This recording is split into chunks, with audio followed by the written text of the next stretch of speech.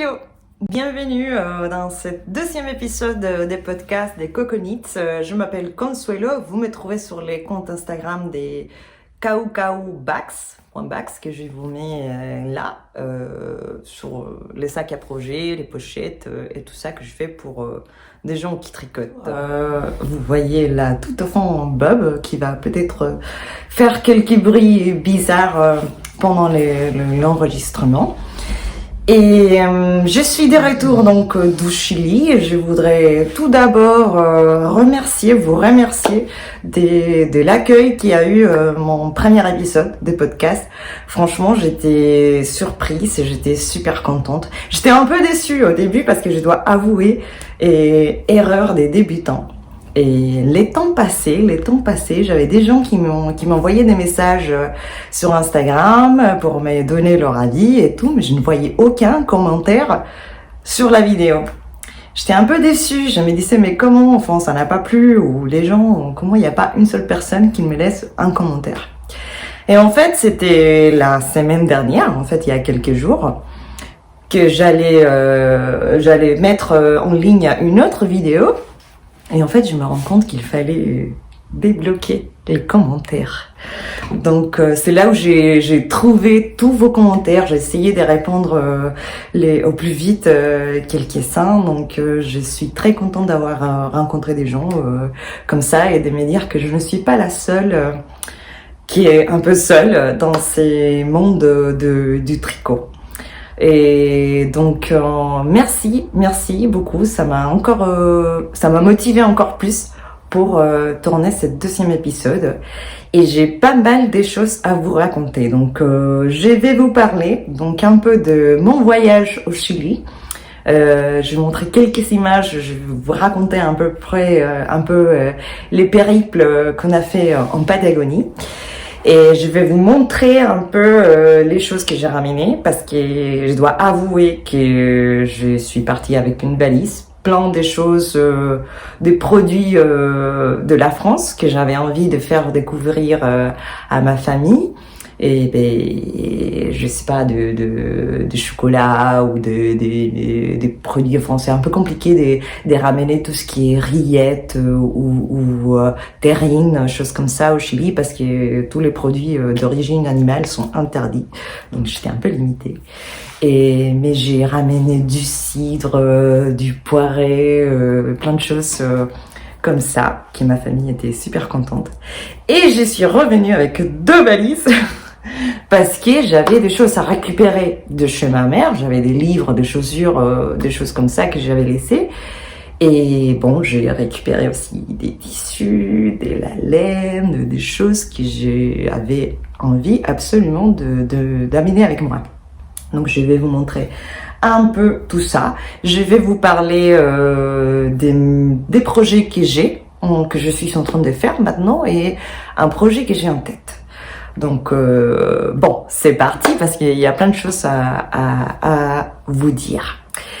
Et tout d'abord, ben oui, vous avez sûrement vu ma robe que je vous ai montré les premiers épisodes. J'ai réussi à la finir. Je suis vraiment très très contente. Là, je vous mets des photos. Elle n'était pas encore bloquée à ce moment-là, mais là, je l'ai bloquée. Il y a eu le soleil qui est revenu ici, donc j'ai pu la bloquer. Et elle est magnifique. Je suis vraiment très contente et très fière parce qu'en fait, j'ai quelques copines auxquelles je l'ai montré. Et en fait, je trouve qu'elle est magnifique. Et je suis très très contente. C'était un de mes projets emblématiques. Et c'est fini. Par contre, j'ai pas touché à mon Pink Velvet Sweater. Il est toujours avec une manche de moins, que j'espère pouvoir reprendre maintenant cette semaine. Je vais essayer de profiter de tourner une petite vidéo pour vous montrer comment je fais pour reprendre les mailles, enfin les manches, sans qu'il y ait des trous. Parce que, enfin, jusqu'à il y a quelques temps, moi j'avais tendance à laisser un trou ici quand je reprenais les mailles pour faire la manche. Donc là il y a une petite technique, petite astuce que je peux vous montrer dans une vidéo et je peux profiter de ce projet pour faire la vidéo. Donc voilà, ça c'était par rapport au projet fini.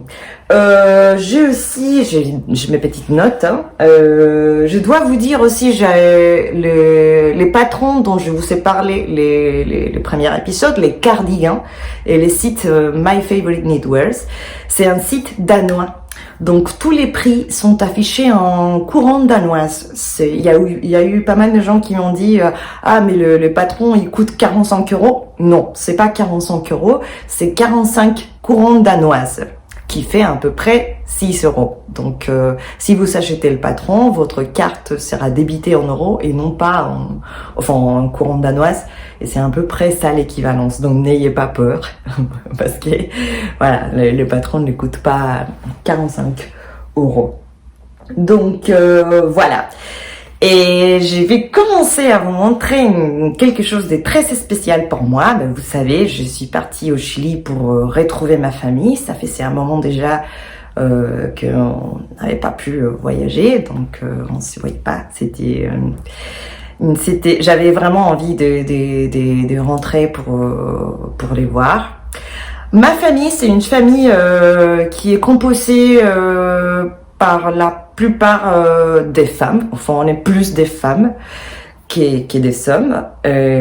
Donc c'est les matriarcats dans ma famille.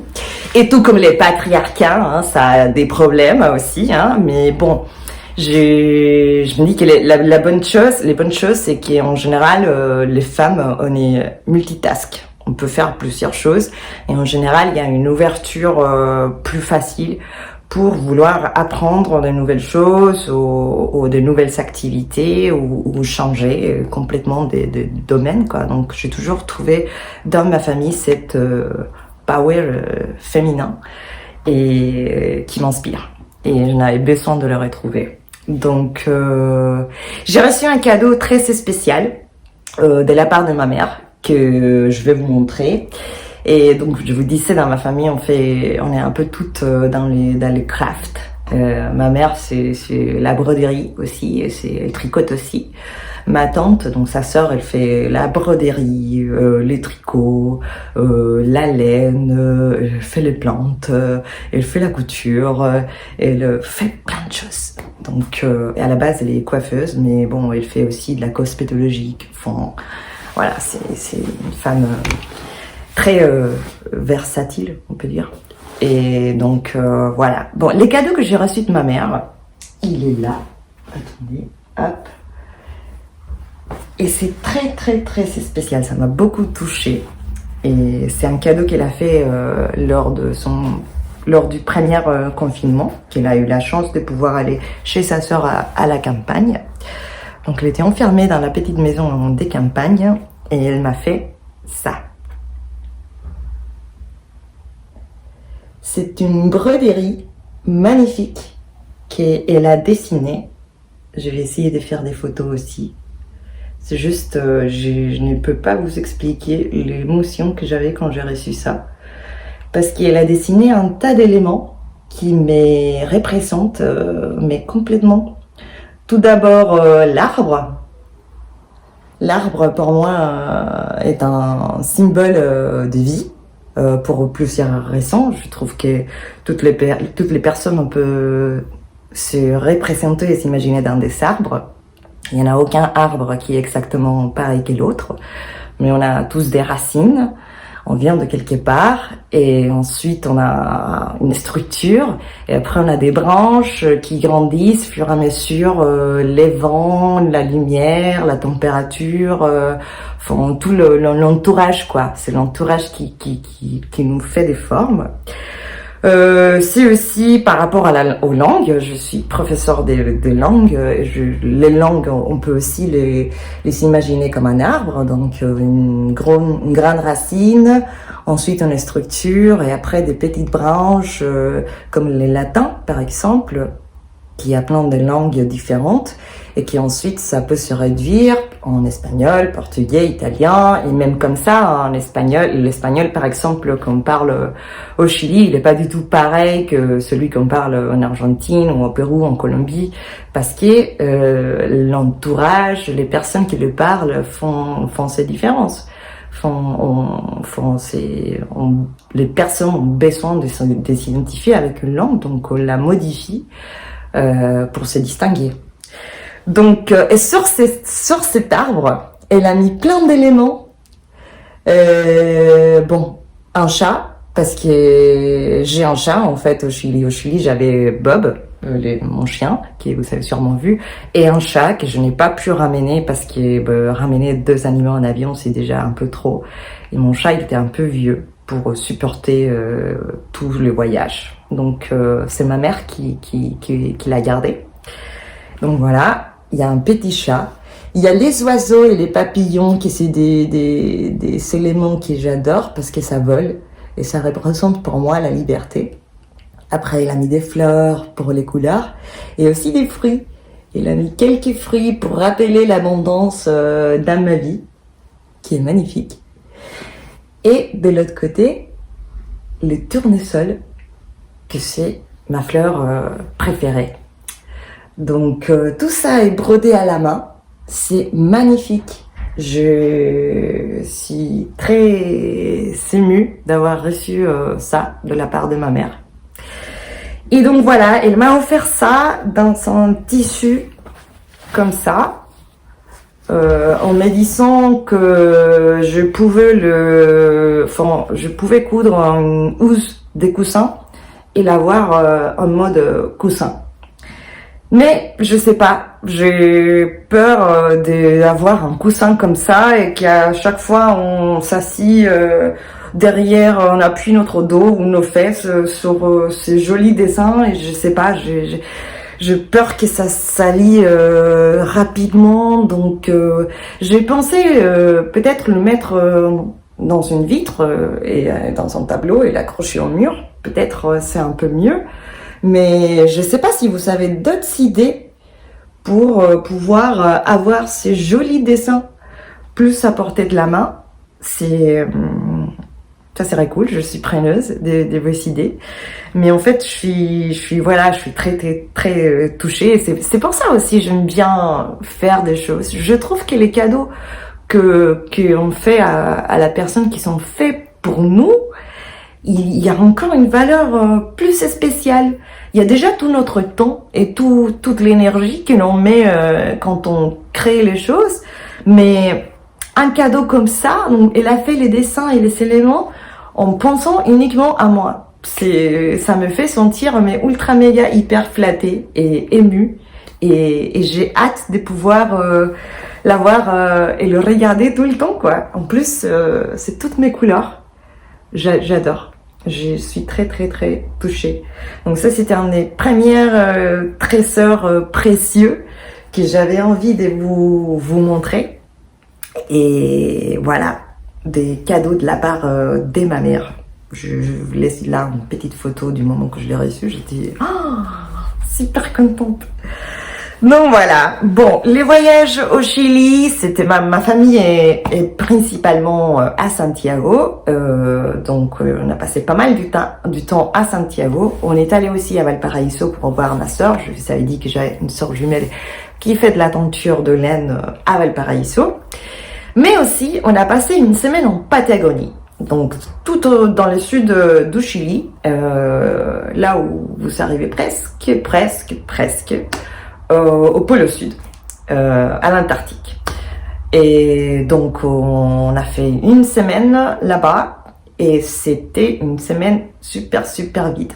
En fait, pour aller en Patagonie, pour aller faire la Carretera Austral, c'est la route qui relie à peu près tout le sud du Chili, et il faut du temps. Il faut du temps parce que les distances sont pas très longues, les distances. Mais la carretera austral, la carretera ça veut dire une route, mais c'est pas vraiment une route, c'est de la piste.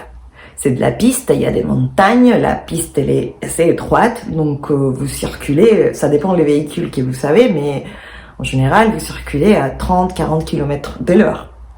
Donc on a passé pas mal du temps sur le transport, et ça c'est autre chose. Si vous n'avez pas de voiture, vous devez attendre les bus qu'il y a, et il n'y en a pas beaucoup. Il n'y en a pas des masses. Des fois, pour y aller d'un endroit à l'autre, il faut prendre un bus qui sort une fois par jour et avoir de la chance pour avoir une place. Donc on s'est retrouvés à faire des stops pendant 2 jours. Et pour arriver à l'endroit où on devait arriver pour prendre un bateau, traverser, revenir et prendre l'avion pour retourner à Santiago. Et bon, on a fait tout le trajet, on n'a pas eu des problèmes pour faire du stop. En fait, on a été pris par des locaux tout le temps. Et c'était super intéressant de pouvoir discuter avec eux un peu leur vie, parce que c'est des endroits hyper extrêmes, hein. Et je sais pas s'il y a des endroits comme ça ici en France, mais par exemple, il y a un petit village en bois, Tortel. Je vais essayer de vous montrer une carte. Et ce village-là, ils ont eu, on peut avoir y accès par terre, donc ils ont eu la route seulement depuis 2003. Donc avant, les seules manières de pouvoir arriver dans ce village, c'était par bateau. Donc les gens étaient vraiment, vraiment isolés. Et ça reste un endroit un peu isolé, c'est pas facile d'y arriver. Et c'est un petit village qui est au bord d'une rivière, la rivière Baker.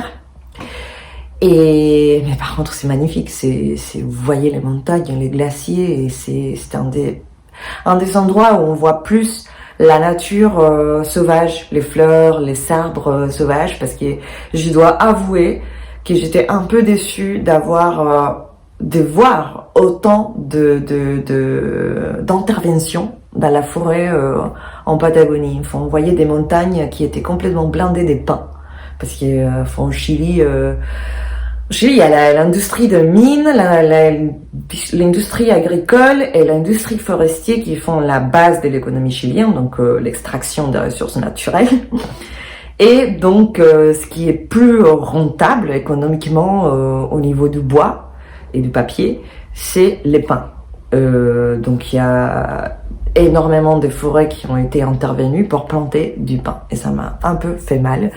Mais par contre, dans ce petit village, qui est un peu plus difficile d'accéder, on pouvait voir encore des fleurs, des arbres plus autochtones, plus endémiques, on peut dire.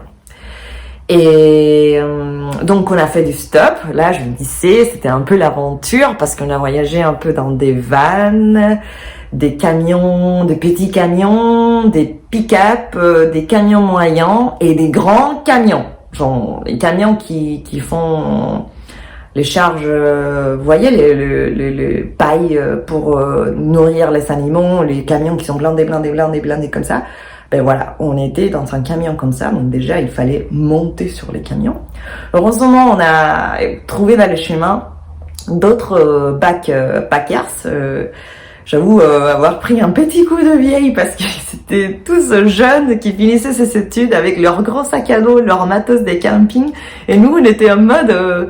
non, nous, on est là une semaine uniquement avec un petit sac à dos. On est venu en avion... Bon voilà, mais c'était super sympa. Vraiment, on a eu de la chance. Enfin, la chance, j'aime pas dire qu'on a eu de la chance. C'est juste l'univers nous a envoyé des anges et qu'on a croisé dans les chemins et c'était fantastique. Je n'y pas. Au bout d'un moment, j'ai eu peur, surtout quand on voyageait dans ces grands camions. Parce que on était debout, enfin, on arrivait, on devait s'éteindre, on était obligé de s'éteindre. On voyait rien, on était debout, on voyait rien. Et pour regarder le paysage, il fallait un peu monter, s'accrocher dans les barreaux comme ça, et regarder le paysage. À ce moment-là, je regarde les paysages. On était sur le bord du lac General Carrera. Donc c'est le deuxième lac le plus grand d'Amérique latine que l'on partage avec l'Argentine. Donc il était là, dans toute son splendeur, sa couleur magnifique.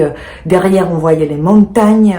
Au bout, on voyait les glaciers. Ça, c'était une chose qui ça m'a ému de voir parce que je n'avais jamais vu ça. Enfin, des montagnes énormes avec la neige, mais pas la neige quoi. C'était un glacier, c'était un bloc de glace qu'on voyait sur la montagne. On voyait les cascades, les fils d'eau qui tombaient et la rivière. Enfin, j'avais déjà vu des rivières, j'avais déjà vu des cascades, je n'avais jamais vu des glaciers avant. Et voir tous les trois choses en même temps, c'était magnifique, magnifique. Donc on voyait tout ça, moi j'étais accrochée dans les camions, voilà, et je regarde le reste de la route. Et la route, comme je vous le disais, c'était étroite. Ça montait et ça tournait. Et nous, on était dans un camion, dans un vieux camion des charges. Donc j'ai eu peur. J'ai eu peur un peu. La seule chose que je voulais, c'était arriver. Et je me suis assise sur mon sac à dos et je commençais presque à prier qu'on arrive bientôt. On s'est retrouvés aussi un peu paumés dans plein pampa patagonien à attendre que notre véhicule nous prenne. On était toujours en compagnie des autres backpackers super sympas.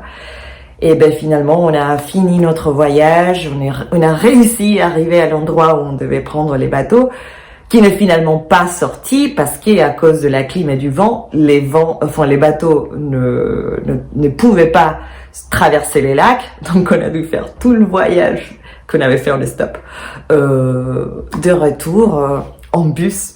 Mais bon, on était contents quand même, on était super contents parce qu'on a été dans des endroits magnifiques, on a croisé des gens magnifiques, et dont une américaine qui vient nous voir au mois de mai parce qu'elle a un mariage d'une copine en France, et elle va passer nous voir pour se balader quelques jours ici dans la région. Donc voilà, c'était pas un voyage que vous dites c'était des vacances, je vais me reposer. Non, c'était pas du tout reposant. On s'est réveillé super tôt tous les jours, soit pour choper les bus, soit pour profiter de la journée, soit pour faire du stop. Mais c'est un voyage, c'est le type de voyage qui nous rappelle que le bonheur est dans la simplicité des choses. Qu'est-ce qu'on était content de boire une bière à la fin de la journée, parce qu'il faisait quand même chaud dans les suds à cette période-là, en février, en plein été. Ou partager un maté avec quelqu'un et écouter leur histoire. Donc c'était voilà, enfin c'est les voyages qui nous rappellent qu'on n'a pas besoin de beaucoup de choses pour être heureux et que on est encore tout petit face à la immensité de la nature, de la terre et de tout ce que ça peut faire.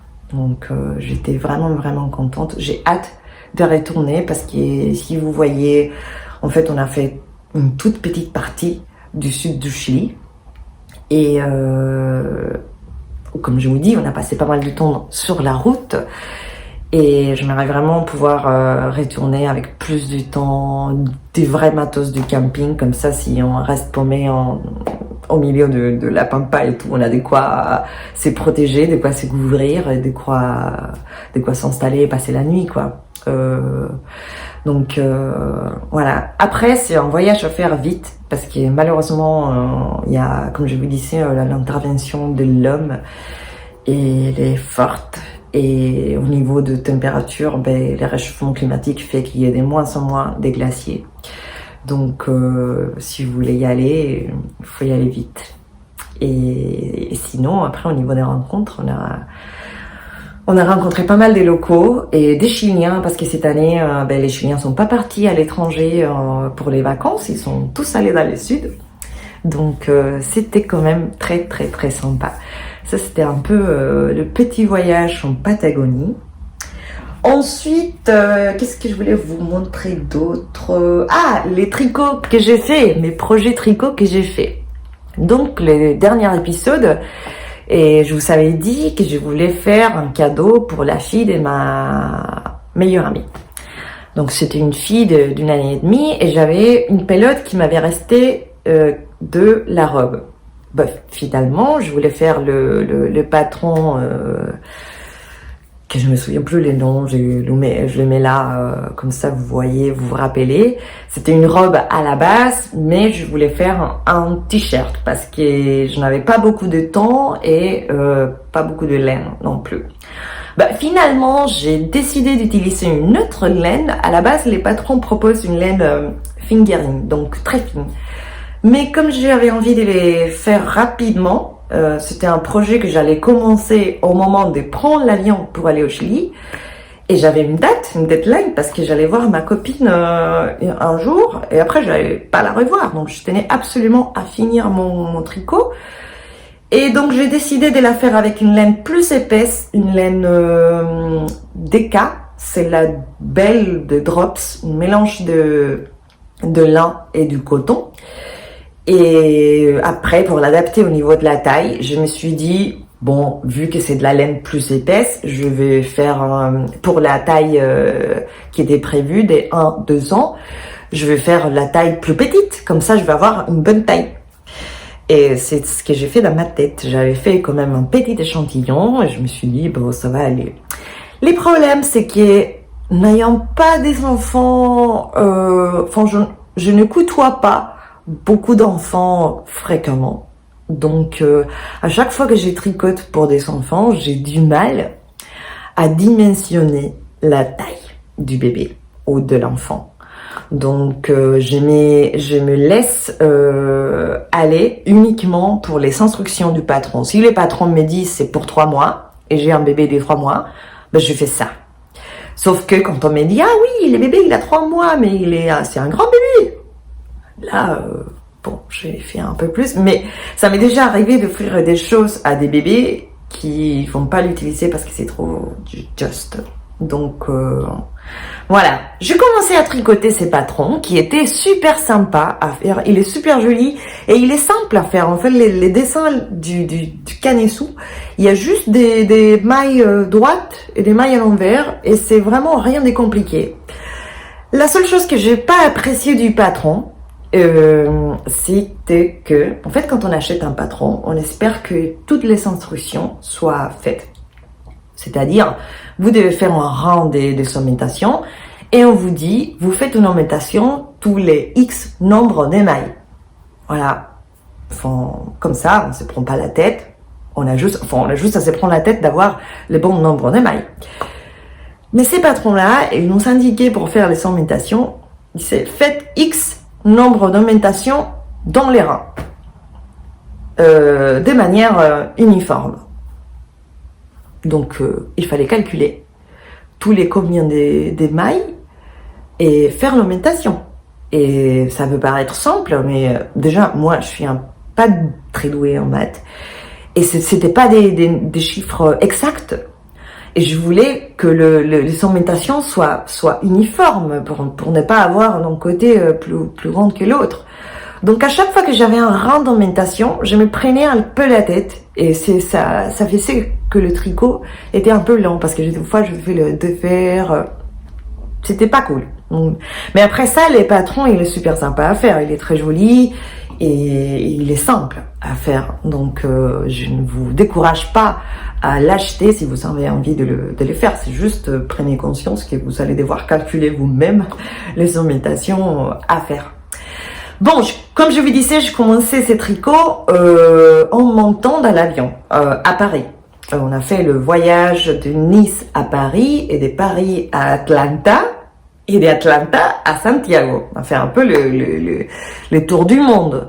Donc je me suis dit, je vais avoir du temps. Je commençais le tricot à Paris. Et après, quand on attendait déjà à Atlanta, on allait prendre l'avion pour aller à Santiago, j'avais déjà fini tout le canessu et j'avais séparé déjà les manches et j'avais commencé un peu la partie du corps. Sauf qu'à ce moment-là, je me suis dit, il est énorme, ces tricots. C'est pour une gamine des 5 ans. Cette fille, elle a 1 an et demi, ça va si c'est un peu plus grande. Je n'ai pas de problème, je ne dis pas, comme ça elle pourra les porter plus d'1 an. Mais voilà, il faut pas abuser non plus. 5 ans, je le voyais très grande. Et j'avais assez de laine quand même parce que c'était une laine que je n'avais pas utilisée parce que j'avais fait l'erreur d'acheter une pelote sur un site internet, enfin 2 pelotes. 2 pelotes sur un site internet et 2 pelotes sur un autre site internet. Donc, je me suis retrouvée avec des lots différents et les tons de la laine n'étaient pas exactement les mêmes. Donc, c'est pour ça que je l'avais pas utilisé. Et je me suis dit, c'est le moment de l'utiliser en mélangeant le 2 pelotes. Je fais un rang avec une et un rang avec une autre. Donc, ça fait un ton, une couleur un peu plus uniforme et comme ça, je peux utiliser les pelotes. Donc j'avais pas de problème d'hélène, mais c'était juste, j'avais envie de le finir rapidement et je n'avais pas envie qu'il soit très grand. Donc j'ai tout défait. J'ai tout défait avant de monter dans l'avion à Santiago. À ce moment-là, j'étais fatiguée déjà, donc j'ai dormi un peu dans l'avion. Et donc voilà, je suis arrivée chez ma mère à monter toutes les mailles et recommencer et tricoter, tricoter, tricoter. 3 jours après, on est parti en Patagonie et j'ai vous dit, enfin, à part l'avion, que ça a duré 2 heures, 2 heures et demie de voyage entre Santiago et Balmaceda, que c'était la ville où on était arrivé en avion dans les suds.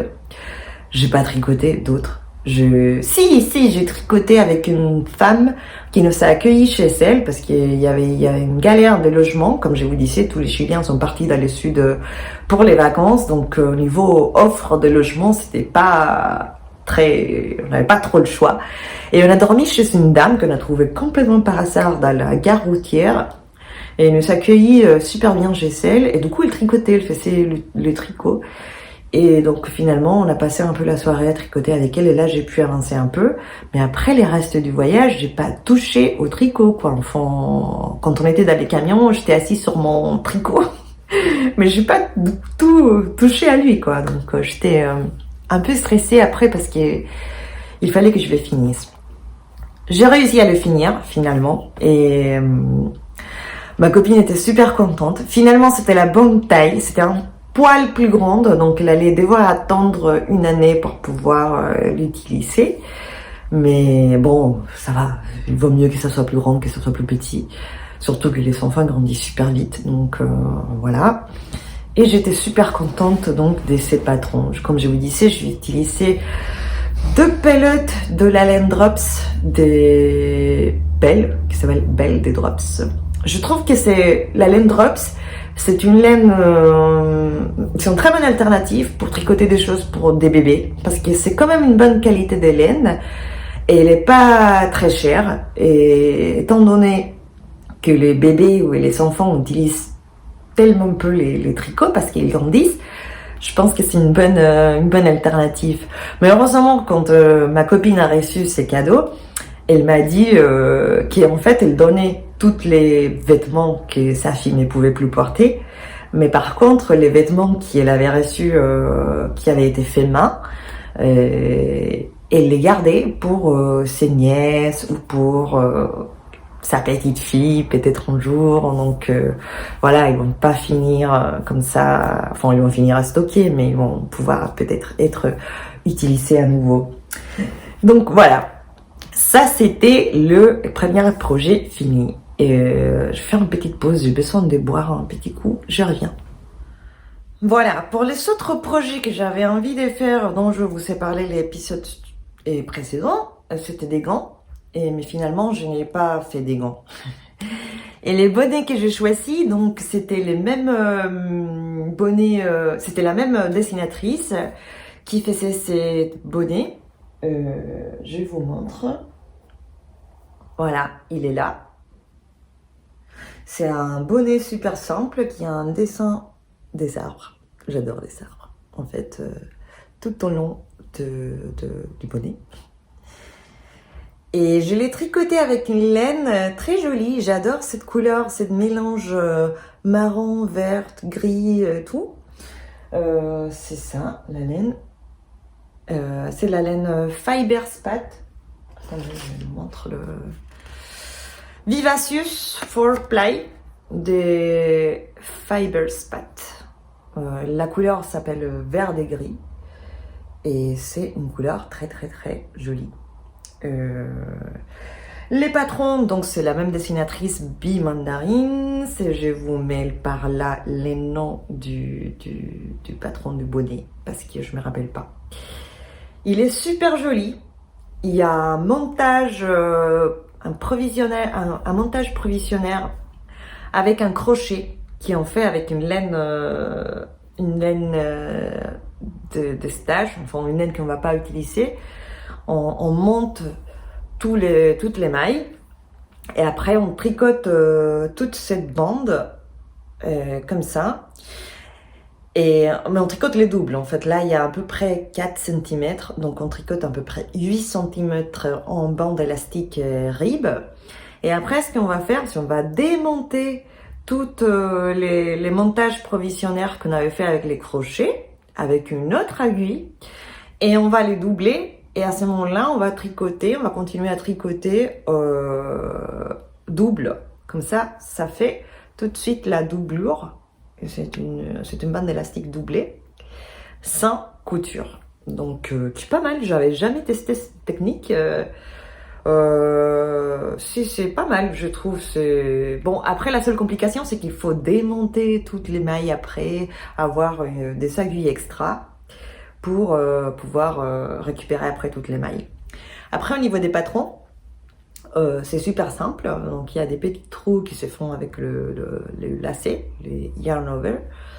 Et le dessin d'arbre, c'est fait en prenant les mailles droites par le fil derrière, par le loop, par le petite patte de derrière et non pas comme on tricote normalement.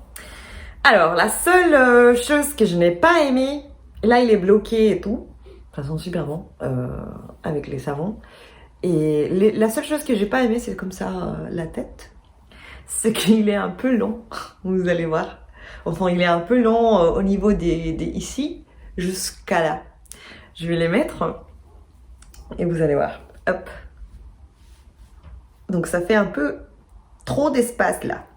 Donc ce que je fais, je les plie comme ça. Et là, ça fait un peu moins d'espace. Et voilà. Mais la couleur est super jolie. La laine, elle est super douce. C'est une laine super wash. Mérinos Superwash 100%. Et donc il n'y a pas du tout de nylon, mais bon, le fait d'être super wash, ça fait que ça donne de la résistance à la laine, donc pour un bonnet.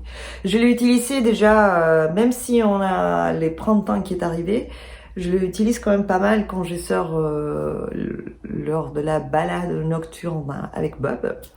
Il fait quand même un peu frais, donc je l'utilise. Et il me reste ça. J'ai utilisé à peu près la moitié de la pelote de cheveux et je pense que je sais pas si j'aurai assez pour faire des gants avec, je sais pas, mais de toute manière, bon là on arrive à la fin, on arrive au début de printemps et j'ai aussi d'autres projets en tête. Donc voilà, ça c'était, et ça c'est un bonnet que j'ai fini dans l'avion pour revenir en France. Alors pour revenir en France, j'ai fait, parce qu'en fait je suis restée 2 semaines de plus que mon chéri. Mon chéri il est parti, on est parti avec lui 3 semaines et moi je suis restée 2 semaines de plus pour profiter de ma famille et de mes amis et de l'été. Et donc je l'ai tricoté dans les voyages du retour. J'ai fait aussi Santiago Atlanta à nouveau. Cette fois-ci, j'ai attendu presque 11 heures Atlanta. Ensuite, Paris et Paris, Nice. Donc voilà, après j'avais juste à les bloquer. Mais il est super joli. Voilà, petit. Je pense qu'après la robe que j'ai fini, j'avais quand même besoin de faire de petits projets. Qui vont finir rapidement. Alors, quoi d'autre? Ah oui, je ne vous ai pas montré. Donc, lors de mon voyage en Patagonie, on est arrivé dans cette petite village que je vous ai parlé, dont je vous ai parlé, qu'il était au bord d'une rivière, qui avait accès uniquement par terre, par la route depuis 2003. Donc maintenant, c'est très touristique. Et parce qu'il y a pas mal d'endroits qu'on peut aller visiter par bateau depuis cette village.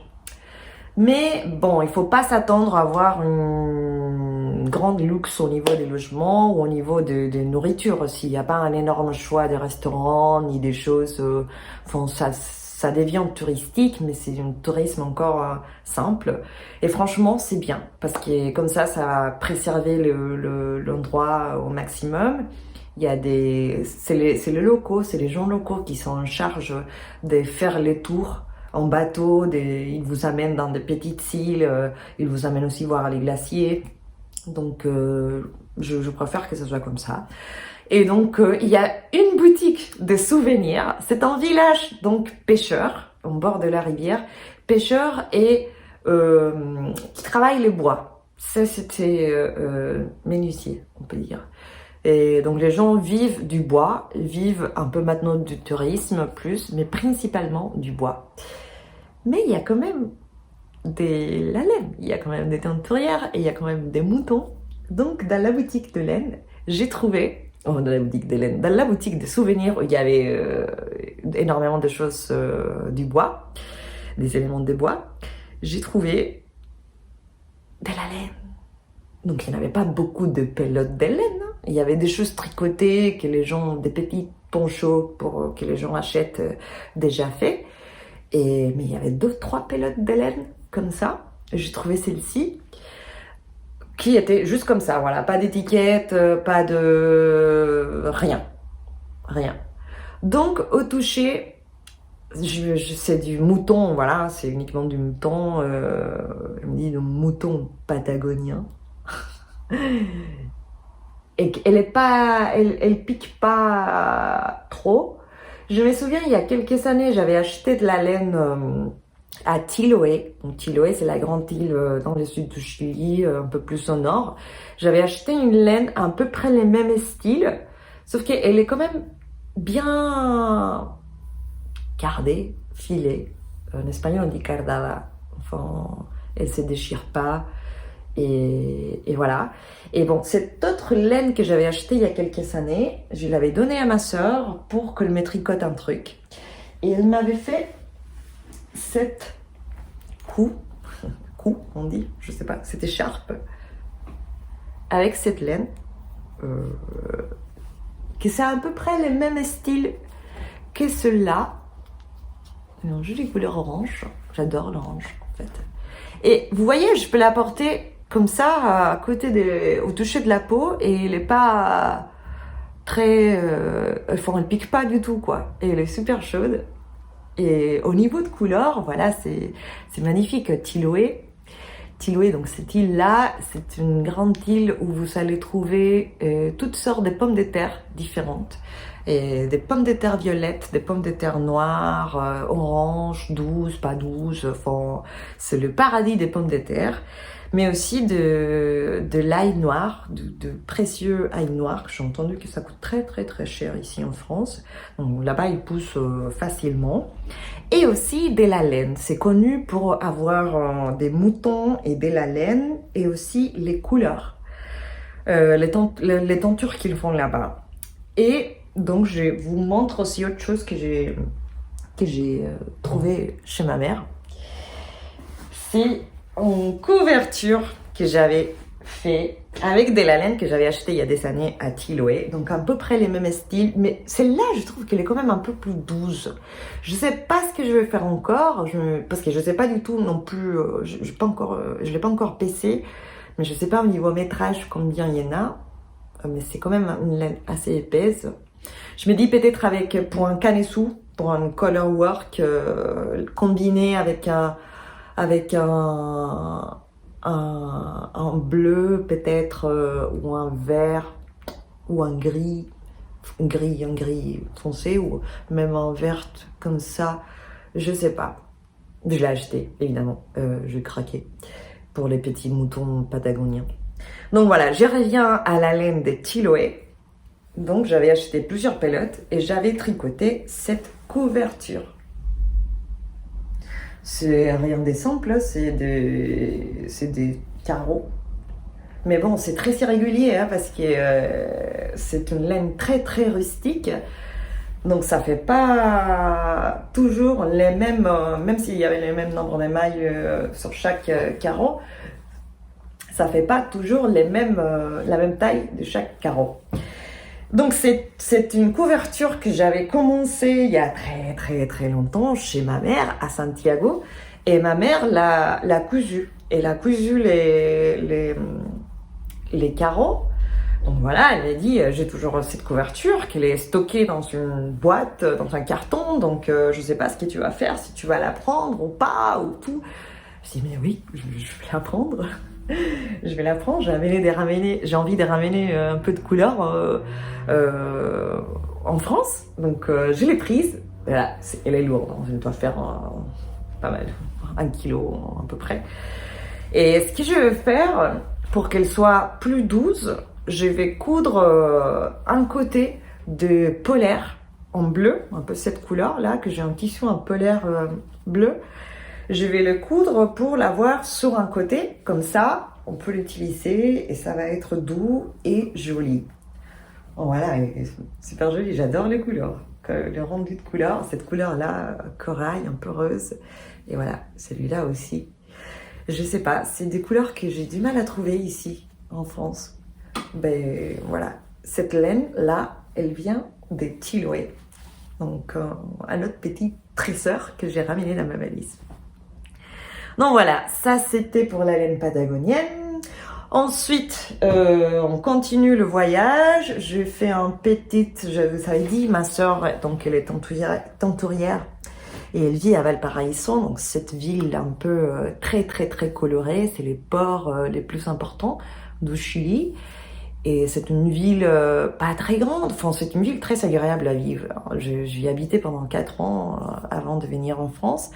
Et on n'a pas besoin d'une voiture, on fait tout à pied, on vit dans les collines, il y a encore une vie de voisinage très très sympa, les gens se connaissent. Et c'est très culturel, multicouleur aussi. Et au niveau de la météo, on est en bord de mer, donc fait jamais très chaud, jamais très froid. C'est très agréable pour vivre.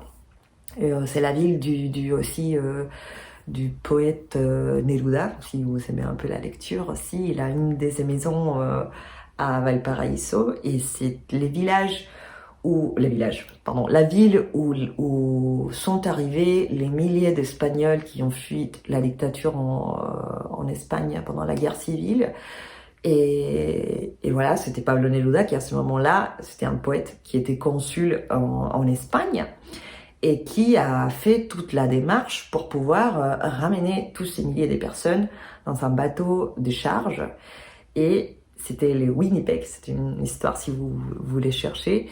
Et tous ces Espagnols sont arrivés donc à Valparaiso, ils se sont installés. Après, il y a eu énormément d'influences européennes au niveau de l'architecture, au niveau de la vie, de tout.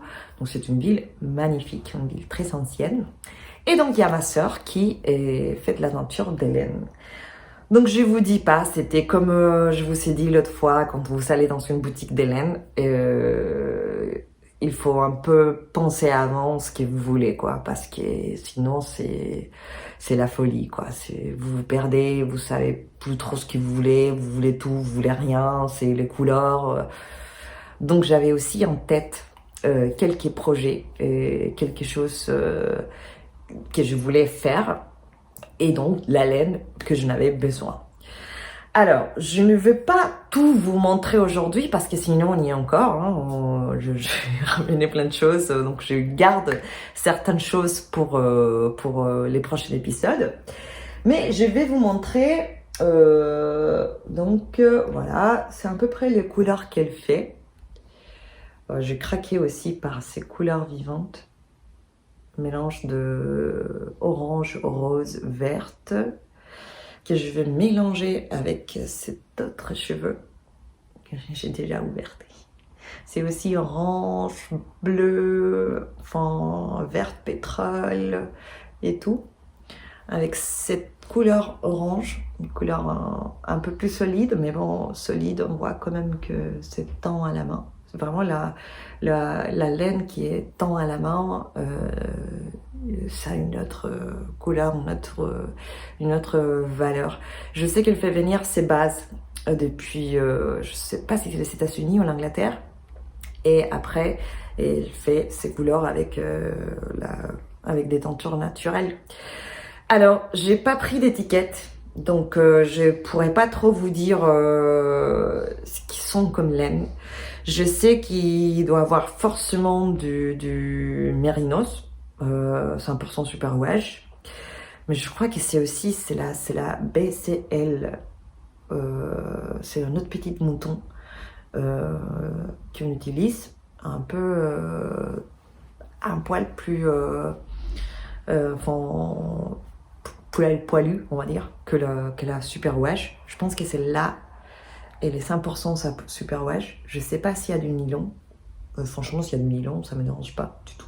Enfin, les nylons, tant que ça soit un petit pourcentage de la composition, ça me dérange pas du tout. Voilà. Qu'est-ce que je vais faire avec ça?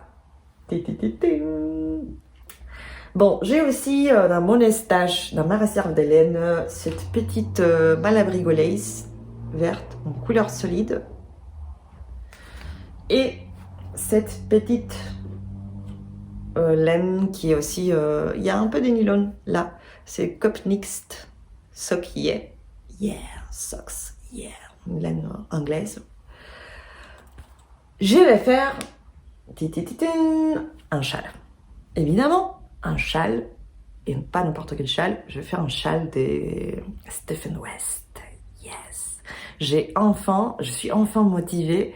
Je veux un peu de challenge pour mon tricot. Je me suis dit qu'après avoir tricoté tellement de points de mailles jersey dans ma robe, j'ai besoin d'un peu de challenge. Et du coup, je vais faire ces patrons-là que je vous montre ici en photo. Donc, pas mal des couleurs. Même si tous les sèche-cheveux ne sont pas la même composition, au niveau de l'échantillon pour faire un châle, c'est pas très obligatoire. On n'est pas obligé d'avoir un échantillon ultra méga just. Et je me dis qu'avec ces couleurs, ça peut faire un joli mélange. Mais cette fois-ci, j'ai envie d'avoir un grand châle. Donc, je sais pas combien de temps ça va me prendre. Mais maintenant qu'il y a le printemps qui commence, je me dis que ça peut être mon projet printemps emblématique. Surtout que je sais que ça va me prendre la tête. Enfin, il y a de nouvelles techniques, il y a des nouvelles méthodes, il y a plein de textures, la combinaison des couleurs. Enfin, je sais que ça va être un projet qui va me prendre la tête. Donc, voilà. C'est mon prochain projet avec la laine de ma sœur. Si vous voulez aller voir ce qu'elle fait un peu, vous la trouvez sur Instagram comme Alpa Fibers. Et elle a plein de jolies couleurs, elle a plein de jolies choses. Donc, allez voir un peu ce qu'elle fait. Et donc voilà, ça c'est mon prochain projet. Et j'avais envie de vous montrer aussi un projet que j'ai en cours. Et avec ça, j'ai fini, hein, parce que ça devient trop long. Voilà. Et je profite de vous montrer aussi le dernier type de sac que j'ai fait pour ma boutique. Hein. Je vous rappelle que je suis la personne qui fait des sacs à projet, des Coco Bags. Donc voilà, c'est un tissu en velours côtelé que j'ai ramené du Chili parce que j'ai eu la chance d'aller voir avec ma mère des vieilles boutiques des tissus. Enfin, c'est des boutiques emblématiques en centre-ville de Santiago. Voilà, il y avait plein de choses. Je l'avais partagé avec vous dans mes stories parce que c'était super sympa. Donc j'ai ramené ces côtelets velours. Je l'ai ramené dans cette couleur-là et en jaune. Donc je suis en train de faire une sac comme ça en jaune et c'est super joli. Donc du coup ça c'était les premières que je fais, je les gardais pour moi. Bon, et encore en vente au cas où il y en a d'autres. Bon, les projets que j'ai envie de vous montrer, c'est les sorbettes cardigans. C'est du pur mohair. Voilà, alors, il est où? Ça commence là. C'est un cardigan super simple à faire. Donc, top down. Ça commence ici avec un raglan normal à faire. C'est-à-dire, on fait les embêtations en prenant le petit fil qui est entre les deux mailles. Et on le prend par derrière ou par devant selon la forme, selon la position où on est. Mais ce qui est très sympa dans ces patrons, c'est la combinaison des couleurs. Alors, la laine que j'ai utilisée, cette laine bleue là, vous voyez ici, c'est une laine qui n'existe plus. Enfin, en tout cas, je ne l'ai plus trouvée. Je l'avais achetée dans une boutique à Nice, une boutique de couture à Nice. Et j'avais acheté... Ah ben merde, je ne l'ai pas... Attendez, je vais chercher... J'y reviens, je vais chercher la pelote. Voilà, c'est une laine que j'avais achetée donc je disais dans une boutique de laine à Nice. C'est du mohair elle était en mode déstockage. Donc j'ai acheté 6 pelotes de 25 grammes, mais c'est un mohair et on mélange de mohair et soie un peu plus épais, un peu plus déca que les mohairs normales. Enfin, que les mohairs que l'on trouve, vous voyez, cette mohair est une file super. Là, il est double. Là, il est double. Si vous le prenez pas, si je le prends pas double, il est fin comme ça. Donc, c'est un fil qui est dans la catégorie lace pour la grosseur, pour l'épaisseur, alors que cette laine est la même composition, mais elle est beaucoup plus épaisse. Là, elle n'est pas du tout doublée ni rien.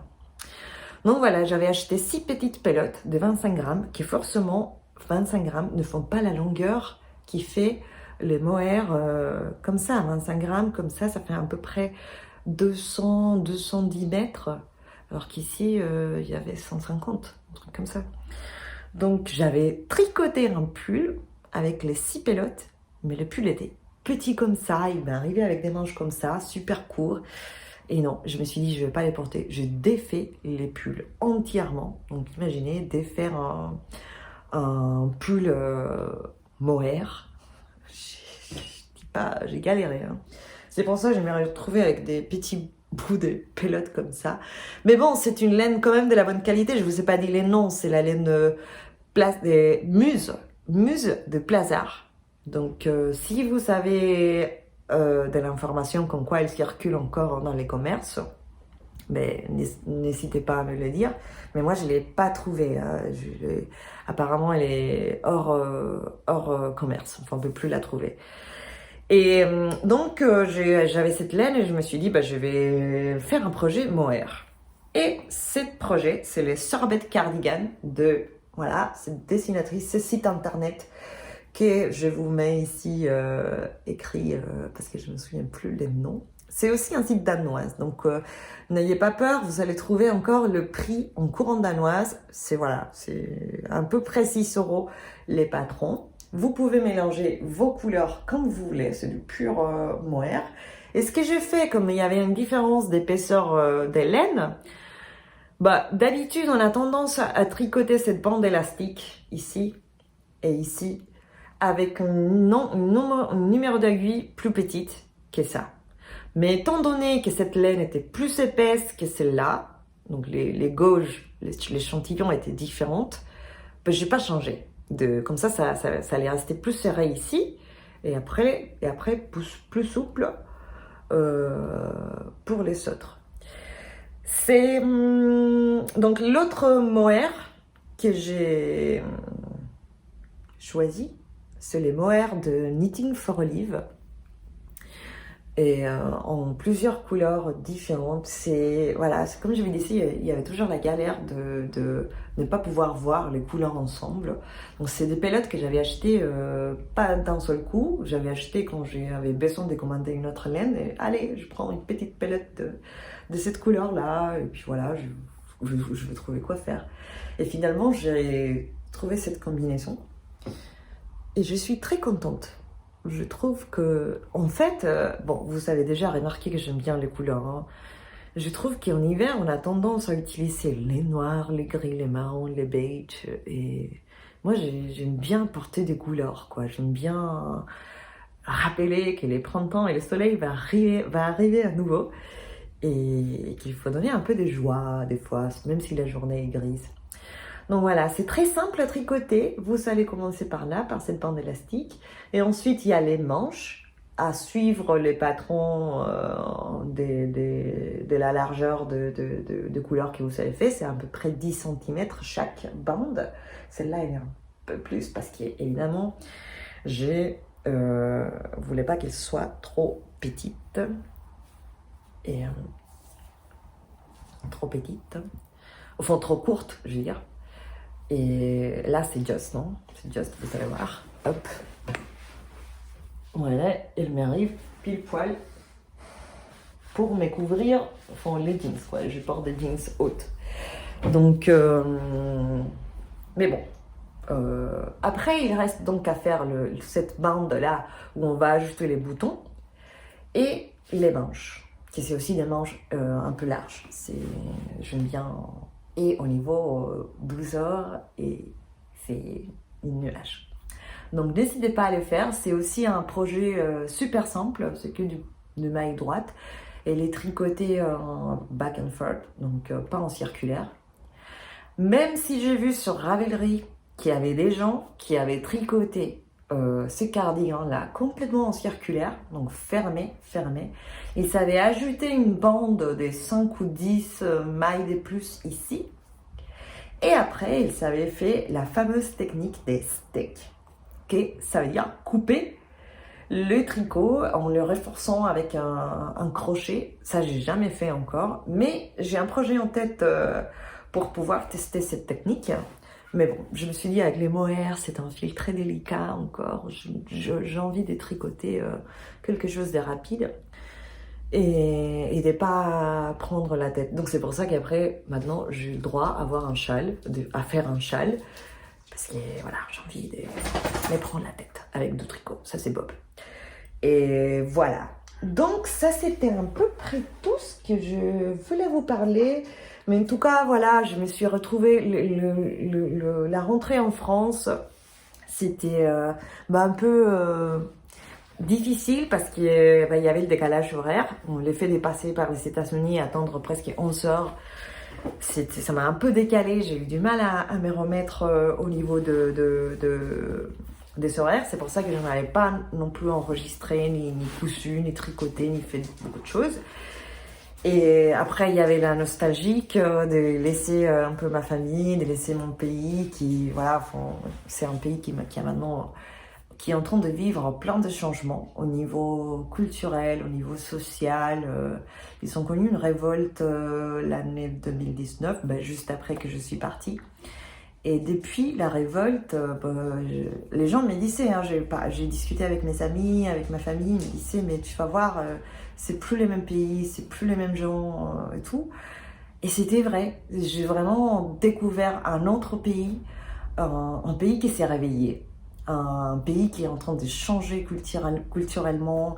J'ai eu la chance de passer la journée des femmes, le 8 mars, j'étais au Chili. Et alors au Chili, les mouvements des femmes, les mouvements féministes étaient très forts. On est entrant, il y a une énorme inégalité des hommes et des femmes au niveau culturel, au niveau social, au niveau économique, au niveau des violences, au niveau d'autonomie, des droits du corps des femmes. Donc on est encore très loin. Enfin, même, je sais qu'ici en France, c'est pas encore un sujet gagné. Enfin, en Europe, partout dans le monde, hein. Mais alors en Amérique latine, je peux vous dire, on est encore très en retard. Mais depuis quelques années, les mouvements des femmes sont beaucoup organisés et ils ont fait vraiment bouger les choses. Et donc le 8 mars, il y a une énorme manifestation. J'ai eu la chance de pouvoir participer quelques années. Et c'est un rassemblement des milliers de femmes qui se rassemblent dans la place maintenant c'est la place centrale de Santiago, qui est maintenant, depuis la révolte, est connue comme la place de la dignité, parce que c'est là où les gens se réunissaient pour faire leurs manifestations. Et c'est là où les femmes maintenant se réunissent tous les 8 mars. Et c'est très émouvant, énergiquement, c'est très fort de voir des milliers de femmes de toutes âges, de tout niveau social aussi. Moi, je suis allée plusieurs fois avec ma mère, avec mes cousines. J'ai emporté aussi une fois une de mes élèves brésiliennes. On est allé voilà, marcher. Et les gens, enfin les femmes, ce qu'ils demandent, c'est plusieurs choses qui va depuis des lois qui protègent les femmes au niveau de la violence, l'inégalité par rapport au travail, le fait de pouvoir plus des alternatives pour la garde des enfants et évidemment l'égalité de salaire et l'autonomie du corps aussi, une vraie loi d'avortement. Donc c'est plein de choses enfin on est en train de vraiment vivre un changement important au Chili. Malheureusement, cette année, je n'ai pas pu participer dans cette manifestation parce que 3 jours après, je devais prendre l'avion et passer par les États-Unis avec donc un PCR de Covid négatif. Donc, je me sentais pas vraiment d'être avec autant de gens autour. Mais bon, j'ai pu accompagner les femmes. Je me suis baladée toute la journée en ville avec mon foulard violette. Parce que c'est la couleur du mouvement des femmes et donc j'étais très émue aussi de voir la place de la dignité qui était toute peinte en violette avec ces signes-là. Et ce qu'on faisait en fait, toutes les femmes ont porté les foulards comme ça, en signe de sororité, des forces féminines. Donc mon esprit était avec toutes... ces femmes, mes compatriotes femmes dans cette manifestation. Donc voilà, je suis maintenant à nouveau plein d'énergie ici. J'avais vraiment besoin de m'enraciner à nouveau, de me rappeler de mes origines pour pouvoir continuer aussi mon intégration en France. Hein. C'est important quand même quand on vit dans un pays étranger de vouloir s'intégrer, de faire des choses, de participer à des choses de cette nouvelle culture, pour moi, que c'est la culture française, mais aussi de ne pas oublier toujours d'où je viens, parce que c'est ça qui fait de moi ce que je suis aujourd'hui. Bon voilà, après tous ces moments de philosophie, je pense que c'est tout ce que j'avais à vous dire. Je vous remercie encore. Je regarde mes notes si jamais j'oublie autre chose, mais je pense que c'est tout. Je vous remercie encore de m'avoir regardé jusqu'à la fin. C'était un épisode un peu plus long. Et n'hésitez pas à laisser, comme toujours, vos commentaires. Cette fois-ci, ils seront publiés immédiatement. Et voilà, donc je suis ravie de vous retrouver pour un prochain épisode dans cette chaîne YouTube. Allez, je vous dis à bientôt.